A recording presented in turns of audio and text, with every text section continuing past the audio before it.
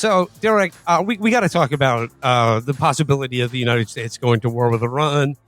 Derek, Felix, I don't know how you guys feel, but like just this week, I have felt like a sickening, sinking feeling in that, like, I don't know what's going to happen. I don't know the extent of what the United States is going, how we're going to get involved in this. I mean, we already are involved, but like, how big a bite of the apple we're going to end up taking on behalf of Right. Israel is kind of an open question.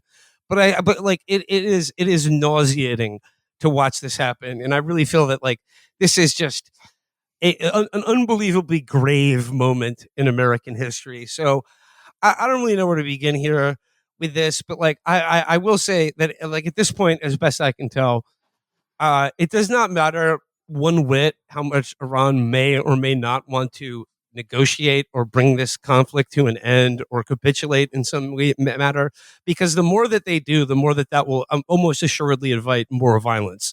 Because like there is no stopping Israel and the United States right now. I don't know what it's going to look like, but like I'm expecting the worst. Yeah, the thing that is striking to me is just how little of an effort they're putting into it this time. Yeah. I mean, Oh man. Trump is just parroting this, well, that they have to negotiate. They cannot have a nuclear bomb line, which I at one time thought that Tony Blair and Bush had poisoned WMDs as a casus belli, at least in the West.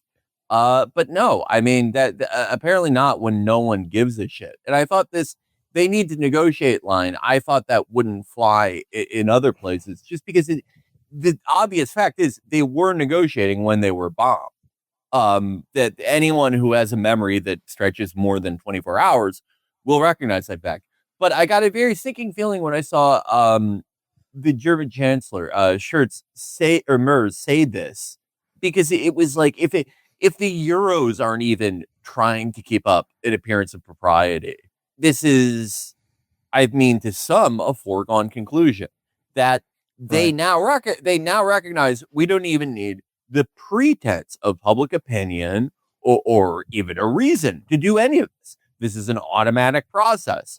We can just stumble through it like we're at a ribbon cutting ceremony for a new community center. It really is like the comparison to the Iraq War and how much buildup they did for that. Like they sent Colin Powell to the UN with You had to show that vial of cocaine soda, to everyone. Yeah, they're like, hey, this is anthrax; it could kill us all. And like they're not even bothering at this point. I feel like I saw you like respond to that tweet about Mertz saying like Iran has to come back to the negotiating table. They were fucking already at the negotiating table. Like, what are you talking about?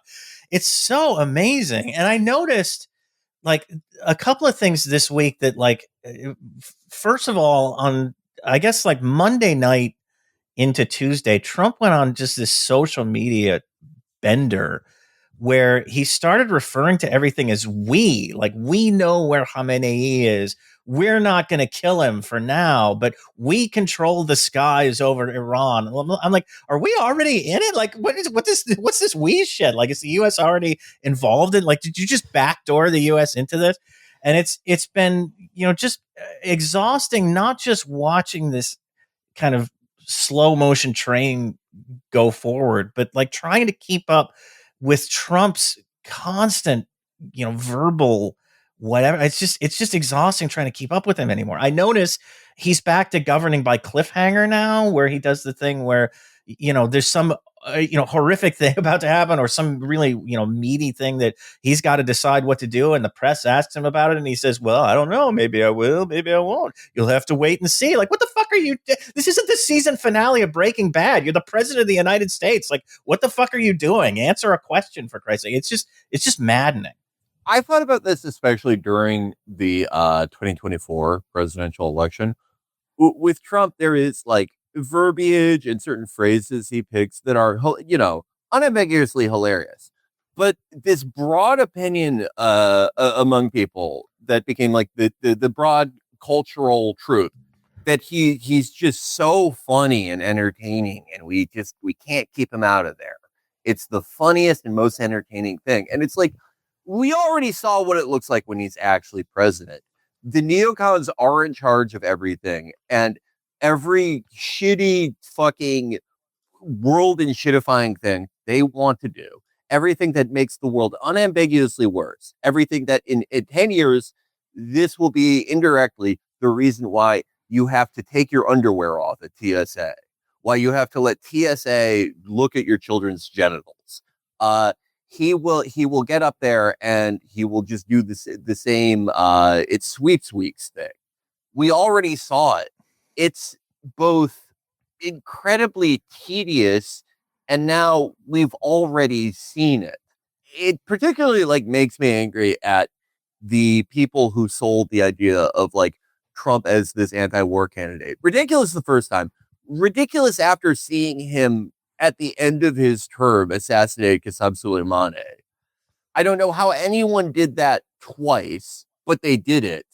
Now, I guess those people they're putting forth the narrative that like he hates Netanyahu, but they're doing the things that Joe Biden's team would leak to Politico for him from the outside. It's just all around, just both tedious and nerve-wracking. I mean, and like we mentioned it already, but just this sinking feeling, like it's your stomach is turning over, thinking about like the prospect of the United States just starting a war with Iran on behalf of Israel, and I'm like, I don't like again, like we talk with Seamus. I don't even know if you can talk about this anymore. I'm like on whose behalf this is being done, because I just think it's like it's all one entity.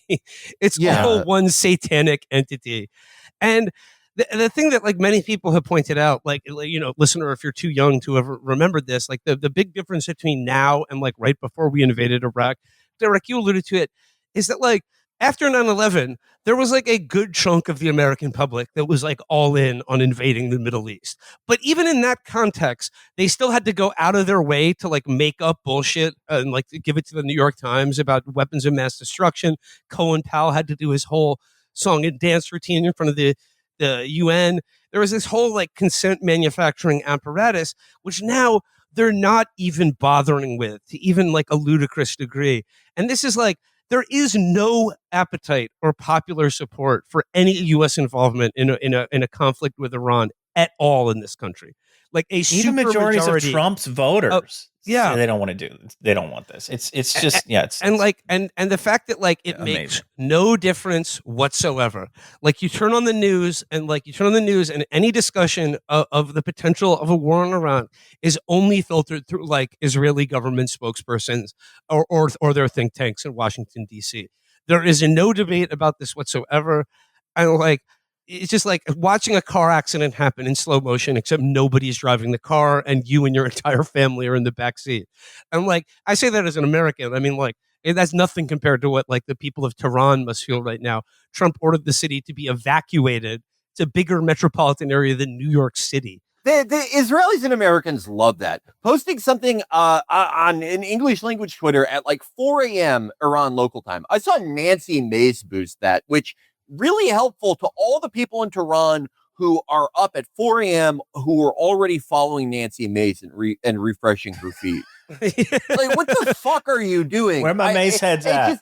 Israelis love this too, where they would give warnings to Gaza in 2023 in the English language, which is just right. So, I mean, 20 years ago, they would at least go through the trouble of like doing that in Arabic, but everything is so broken down, it's stupid. I mean, the communication style of everything now is just, there's this winking thing where everyone like, oh, wait till you see what bullshit I come up with to explain this. It's just pointless to do any of this. But this is just particularly nauseating because you're dealing with like a potential mass death event. I mean, to me, all these warnings that supposedly show off how humanitarian we are, which, by the way, Iran does in local language, actually warning people. When we or Israel do it, it comes off like when ISIS would warn people they're taking over Rome, except there's an actual threat of us doing it. You talked about the CNN reportage. One of their experts, their new paid experts they have on, is John Conricus, who, if you remember that name, he was the former spokesman of the IDF, who he was so bad they replaced him with that dead-eyed former like Israeli former frogman who did that ridiculous display where he found the hidden Hamas switch box underneath Al Shifa Hospital. He was too shitty even for the Israeli government, but he's good enough for CNN. Yep.